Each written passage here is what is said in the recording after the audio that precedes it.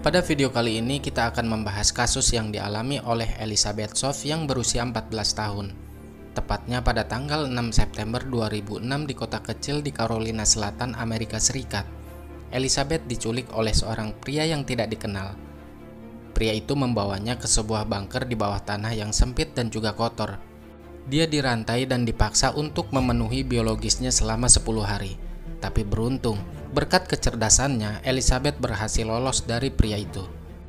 Seperti apakah aksi Elizabeth untuk bisa survive dari pria yang mengancamnya? Ini adalah kasus kisah nyata yang pernah terjadi di dunia ini yang kemudian difilmkan dengan judul Mari Kita Mulai. Cerita ini dimulai di sebuah sekolah. Terlihat seorang gadis bernama Elizabeth sedang mengikuti pelajaran seperti hari biasanya. Kemudian tiba-tiba datang dua orang polisi yang berbicara serius dengan gurunya. Dari pembicaraan itu, mereka memanggil salah satu seorang murid yang bernama Lucy. Ia langsung mengemasi barang-barangnya dan ikut bersama kedua polisi tersebut. Saat perjalanan pulang, Elizabeth membicarakan kejadian di kelas tadi pada sahabatnya yang bernama Amanda. Amanda bercerita, jika Ibu Lucy tiba-tiba terlihat sangat aneh dan beberapa hari sebelumnya ada petugas polisi yang datang ke rumah mereka. Sesampainya di rumah, seperti biasa Elizabeth selalu mengabarkan kepada sang ibu yang bernama Madeline. Ia mengabarkan jika dirinya dan sang adik yang bernama Bobby telah tiba di rumah. Di malam harinya, Elizabeth beserta keluarga sedang berkumpul layaknya keluarga pada umumnya. Sementara di tempat lain, di dalam hutan yang tidak jauh dari rumah mereka, terlihat seorang pria sedang menggali tanah untuk membuat sebuah lubang.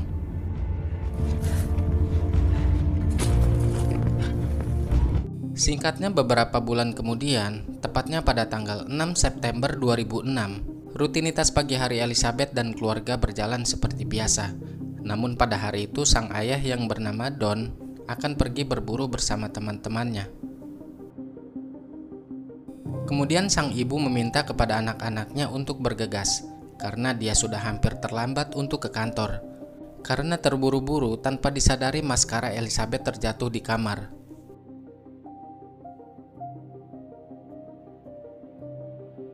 Di dalam perjalanan ke tempat pemberhentian bus sekolah, Elizabeth baru menyadari bahwa maskaranya terjatuh. Ia lalu memohon kepada sang ibu untuk mengantarkannya kembali ke rumah. Tentu sang ibu menolak karena jemputan bus sekolah sudah hampir sampai.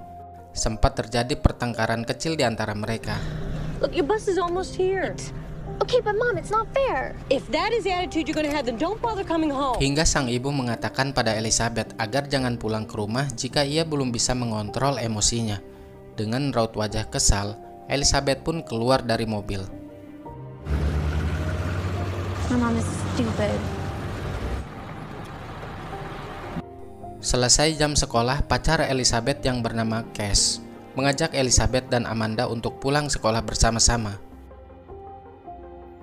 Saat turun dari bus sekolah, Cass menawarkan pada Elizabeth untuk mengisap cimeng. Namun Elizabeth menolak tawaran tersebut, tapi tidak dengan Amanda. Okay, I'm just not in the mood. Tidak berselang lama, mobil jemputan Cass pun datang. Karena tidak ingin diketahui oleh orang tuanya, ia menitipkan cimeng tersebut kepada Elizabeth. Cass akhirnya menaiki mobil bersama Amanda, sedangkan Elizabeth berjalan kaki karena jarak rumahnya pun sudah dekat. Dalam perjalanannya, tiba-tiba ada seorang pria yang mengaku sebagai polisi memanggilnya. Tanpa rasa curiga, Elizabeth mendekati pria itu.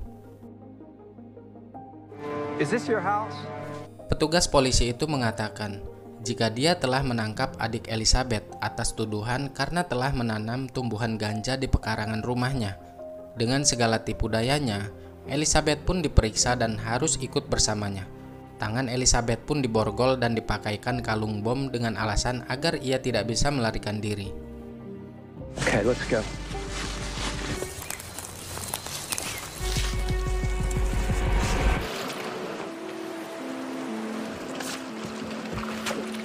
Sementara itu di rumah, Bobby yang sedang bermain game menerima telepon dari ibunya. Ibunya menanyakan tentang Elizabeth yang seharusnya sudah menelpon seperti biasanya. Bobby mengatakan bahwa ia mulai lapar, karena biasanya Elizabeth lah yang menyiapkan makanan siang untuknya. Well, give her a few minutes and I'll call you back, okay? Beberapa saat kemudian ibunya kembali menelpon. Dia mendapat kabar jika Elizabeth belum juga pulang. Sang ibu yang mulai khawatir menyuruh Bobby untuk melihat kakaknya ke tempat bus sekolah yang biasa berhenti. Ibunya juga menelpon Amanda untuk menanyakan keberadaan Elizabeth. Namun Amanda mengatakan kalau dia tidak bersama Elizabeth. Sementara itu Elizabeth dibawa masuk ke dalam hutan. Di sana pria itu mengaku kalau dia bukan seorang polisi. Kini Elizabeth resmi diculik dan pria itu mengancam akan menembak Elizabeth jika ia berani melarikan diri. There are no police. You just been kidnapped, that's all. Clear your head off or I'll shoot you. Try to run away. Kemudian penculik itu membawa Elizabeth masuk semakin jauh ke dalam hutan. Sampai di suatu tempat, ternyata pria itu telah mempersiapkan sebuah ruangan di bawah tanah untuk bersembunyi.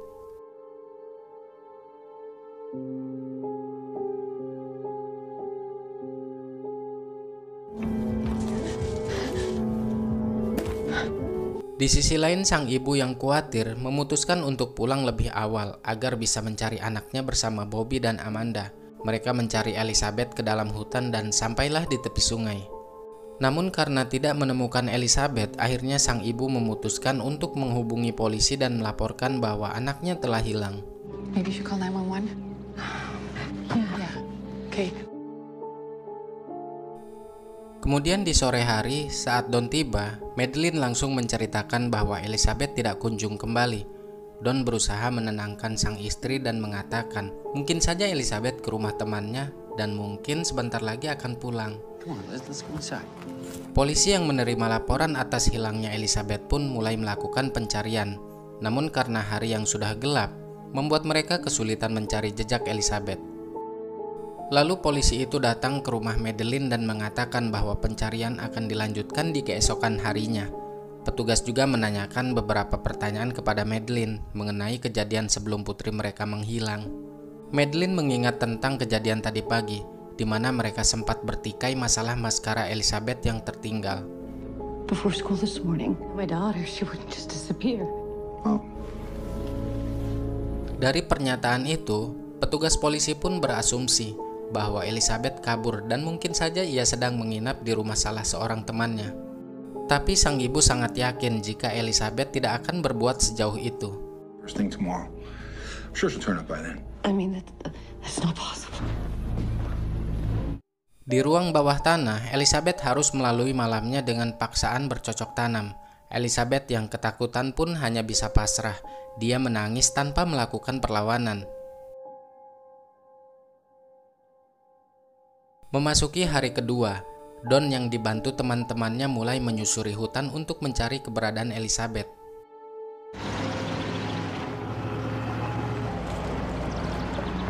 Sementara itu, polisi mulai melakukan penyelidikan serta menginterogasi pada semua teman dekat Elizabeth, tidak terkecuali sang pacar.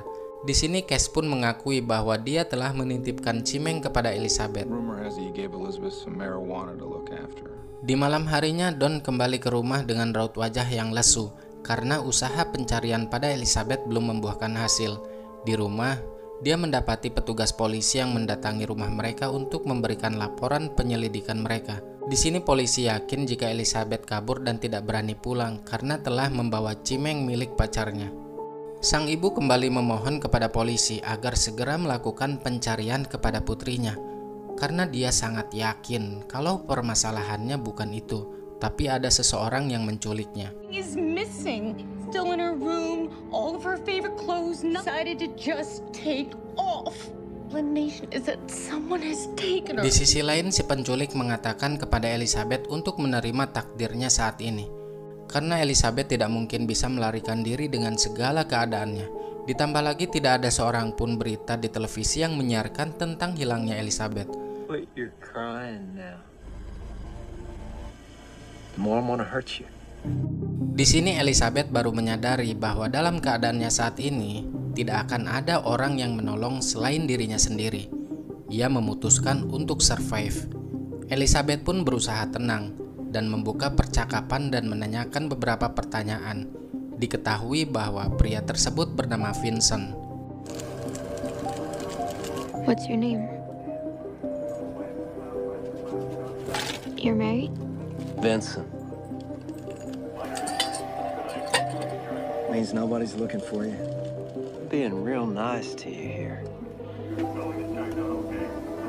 Memasuki hari ketiga, pencarian besar-besaran telah dilakukan di bawah pimpinan Sheriff Thompson dengan dibantu menggunakan helikopter dan tim lainnya.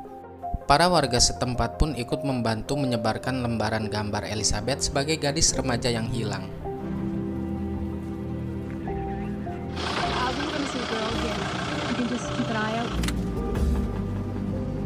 Elizabeth sendiri berusaha menenangkan dirinya saat akan dicocok tanam.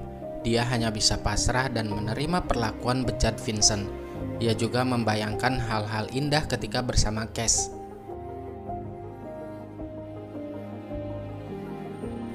Karena tidak ingin ditembak, dengan kecerdasan yang ia miliki, Elizabeth pun berpura-pura bersikap peduli dan bersikap manis kepada Vincent. Hal itu ditunjukkan dengan bersedianya dia memakan masakan yang dibuat oleh Vincent. Dia sangat sadar, memberontak tidak akan merubah keadaan, justru malah memperburuk keadaan. I always loved the outdoors. In the 80s, I used to be in the Scouts. Guess that's part of why I like to dig. Sisi lain, sang ayah bersama teman-temannya pun kembali melakukan pencarian ke dalam hutan lebih dalam lagi, hingga mereka sampai tempat di mana Elizabeth dikurung. Namun karena ancaman senjata Vincent, Elizabeth tidak bisa berbuat apa-apa. Make a sound and I'll kill you.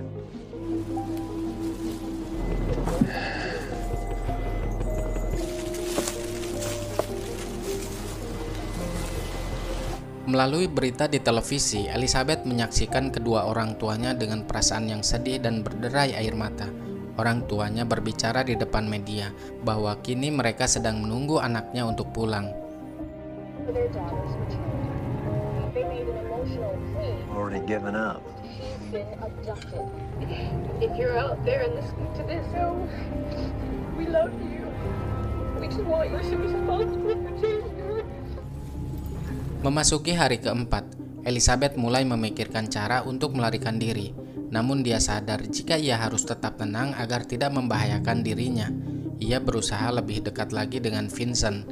Akhirnya ia mencoba lagi untuk berkomunikasi. What do you mean? Dari obrolan itulah akhirnya Elizabeth mengetahui masalah Vincent. Sebenarnya bukan Elizabeth yang akan dibawa oleh Vincent. Ia membangun ruang bunker itu untuk tinggal bersama wanita impiannya yang biasa dia panggil dengan nama Peanut. Menurutnya Peanut juga sangat mencintai Vincent. Namun suatu hari, Peanut mengkhianati Vincent dengan melaporkan ke polisi atas tuduhan melakukan pelecehan terhadapnya. Dan akhirnya Vincent harus bersembunyi seorang diri di dalam bunker bawah tanah. Itu menurut Vincent. Lies about me, lying. Saying, I got police snooping around, saying I raped her. And she said like it's true when everybody I know, and I'd never heard anybody. Only hear her side of things. It was to bring her here with me. Memasuki hari kelima penculikan, dengan alasan buang air kecil, akhirnya Vincent bersedia membuka rantai yang membelenggu di leher Elizabeth. Tapi tiba-tiba terdengar suara helikopter polisi yang sedang berpatroli melakukan pencarian.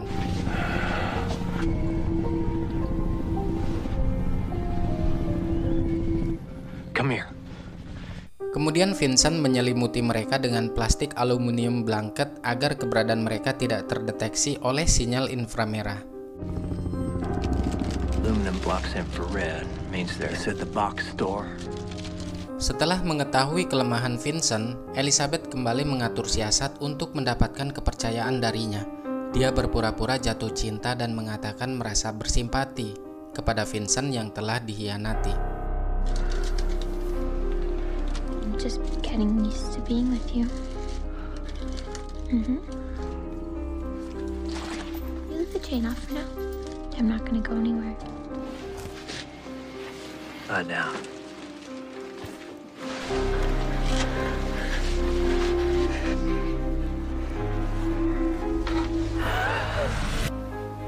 Memasuki hari ke-6 penculikan, terlihat bahwa ayah Elizabeth yang selalu mencoba tegar di hadapan keluarganya. Di dalam bunker, kini Vincent tidak lagi merantai pada leher Elizabeth. Dia mulai percaya bahwa Elizabeth telah benar-benar menyukainya. Bahkan dia mengajarkan Elizabeth cara menggunakan senjata. It doesn't fire real bullets. It's just a pellet gun, sir. Model CP88, 8-shot magazine.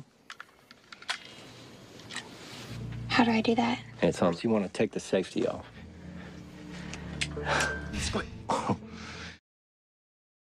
Di malam harinya, Vincent mengajak Elizabeth keluar untuk mengambil air di sungai dan mengambil makanan yang sudah disiapkan oleh seseorang di sebuah mobil tua yang berada di tengah hutan. Kemudian Elizabeth melihat Vincent sedang mengirim pesan kepada seseorang melalui ponselnya.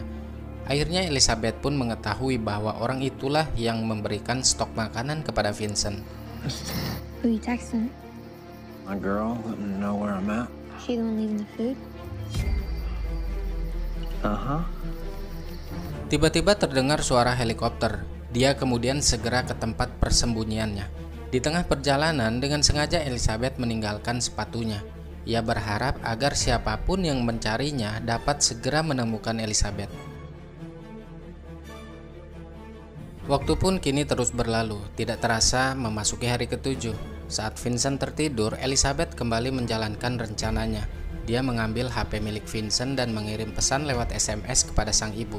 Namun sialnya, pesan tersebut tidak terkirim karena tidak ada sinyal.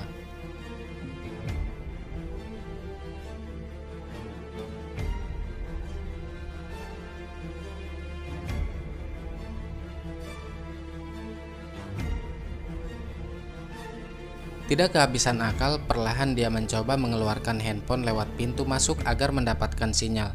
Beruntung, aksinya itu membuahkan hasil dan pesan pun terkirim. Tidak lupa juga untuk menghilangkan jejak, Elizabeth langsung menghapus pesan itu dari HP Vincent. Kemudian Elizabeth memiliki rencana untuk menembak Vincent saat dia sedang tertidur.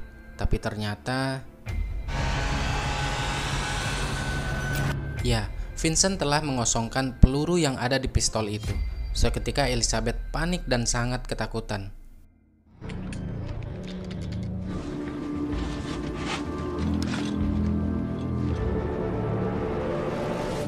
Di sisi lain, Sheriff Thompson mengatakan kepada orang tua Elizabeth jika pencariannya akan segera dihentikan karena kemungkinan Elizabeth telah tiada dan mereka pun tidak menemukan jejak apapun.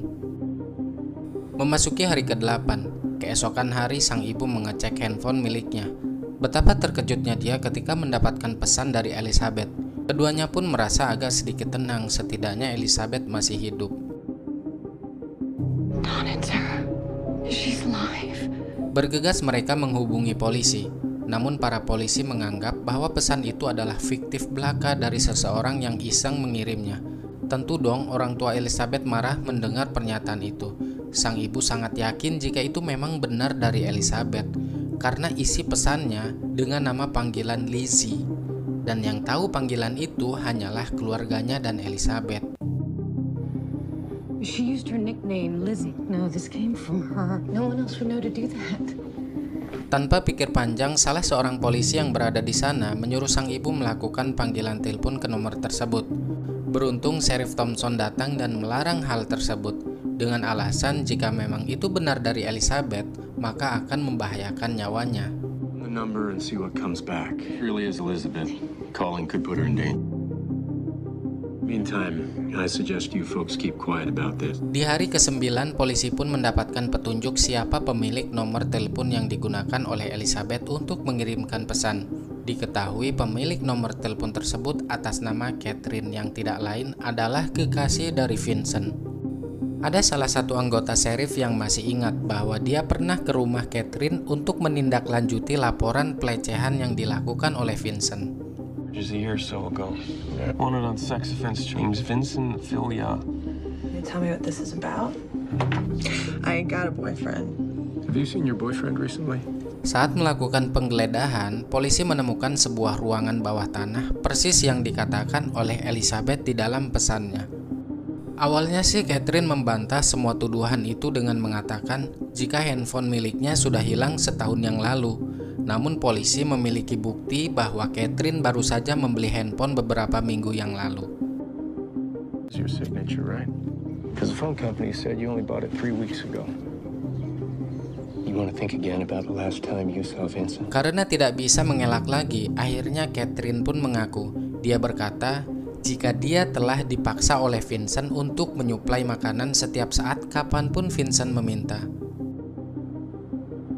Kemudian Sheriff Thompson memerintahkan timnya untuk kembali menyusuri hutan di sekitar daerah tersebut dan membuat siasat untuk menjebak Vincent dari persembunyiannya dengan cara menyiarkan identitas si pelaku. Rencana ini memang berisiko, tapi Sheriff yakin kalau Vincent adalah seorang pengecut dan akan melarikan diri. Di dalam ruang bawah tanah, melalui tayangan televisi mereka melihat berita bahwa Vincent kini telah ditetapkan menjadi tersangka atas penculikan Elizabeth. Media juga menyiarkan tentang isi pesan yang dikirimkan oleh Elizabeth kepada ibunya. 9 days since Elizabeth's message makes it clear that Elizabeth's parents received a text message. Vincent Filion of the man most likely behind her for alleged sex has been on the run from authorities for all. Tentu hal itu membuat Vincent panik. Dia marah dan menuduh Elizabeth telah mengkhianatinya. Namun lagi-lagi Elizabeth berhasil meyakinkan Vincent bahwa dia tidak pernah mengirimkan pesan apapun kepada ibunya. Dia berkata, bisa jadi itu salah satu strategi polisi untuk menjebaknya. Vincent pun akhirnya percaya setelah melihat ponselnya yang memang tidak ada pesan yang dikirimkan oleh Elizabeth kepada sang ibu. I thought you cared about me. Why'd you go and do a thing like that? I would never. Please, I don't know what happened to you. There's no text there. Check your phone. What? Why? The police are just making it all right in you. Like they did before. You need to believe me.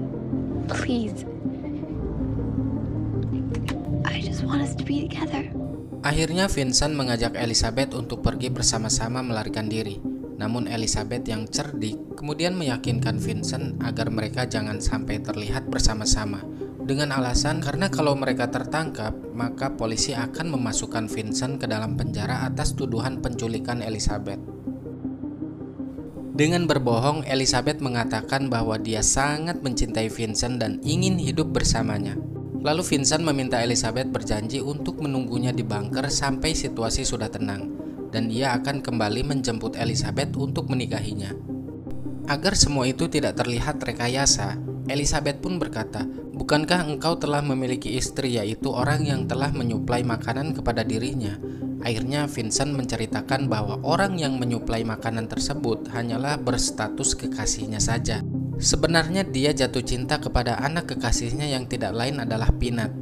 Dan betapa terkejutnya Elizabeth, yang dimaksud dengan Peanut adalah Lucy, yang merupakan teman satu sekolahannya. Setelah memberikan kecupan perpisahan, kemudian Vincent pun pergi untuk melarikan diri dan meninggalkan Elizabeth sendiri di bunker itu.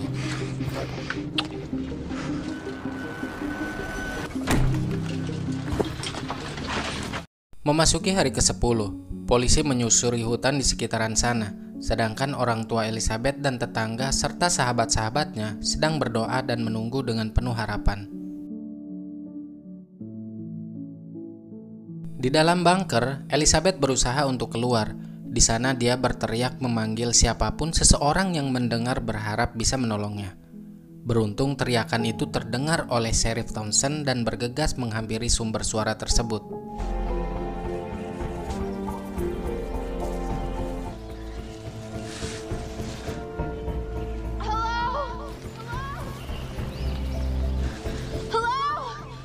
Hold on a minute. Over here! Hey! I've been looking everywhere for you. Sheriff pun mendatangi orang tua Elizabeth untuk menyampaikan kabar gembira tersebut. Mereka langsung menuju rumah sakit untuk menemui Elizabeth. I'm here to see Elizabeth Show from her mom.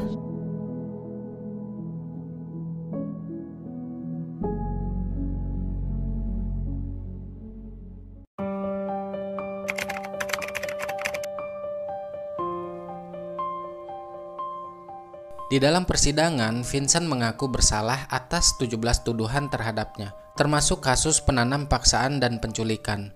Terkuak fakta bahwa dia melakukan hal itu tidak hanya pada Elizabeth, tapi juga pada 3 gadis lainnya di tahun-tahun sebelumnya. Namun di sini tidak dijelaskan biodata gadis lainnya. Hakim mengatakan Vincent tidak menunjukkan penyesalan atas tindakannya. Pada tanggal 19 September 2007, akhirnya hakim memutuskan Vincent Filiau dijatuhi hukuman 421 tahun penjara tanpa pembebasan bersyarat. Dan pada tanggal 3 Mei 2021 di usianya yang ke-51 tahun, dia dikabarkan telah meninggal di dalam sel. Dan kabar terbaru dari Elizabeth, dia telah lulus dari perguruan tinggi. Berkat dukungan keluarga dan teman-temannya, dia mampu melewati trauma yang terjadi pada dirinya. Kini dia bekerja sebagai asisten dokter gigi di Carolina Selatan.